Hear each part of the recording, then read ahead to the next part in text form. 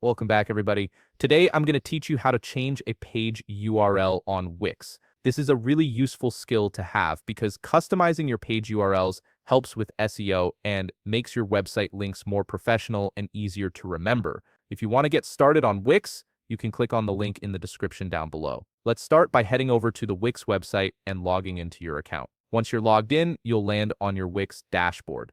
From here, look at the left navigation menu and click on Site and Mobile App. A drop-down selection will appear, and from these options, go ahead and click on Website. This takes you to the main management area for all your Wix sites.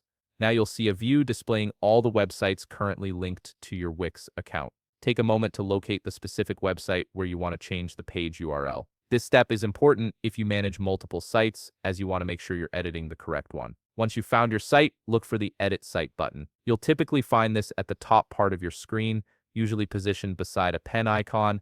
Click on it to open up the Wix editor, where you can make changes to your site's structure and design. Now that you're in the editor, direct your attention to the top left of your screen, where you'll see a drop-down labeled Page. Click on this drop-down, and a side menu will slide out from the left. From this menu, click on Manage Pages.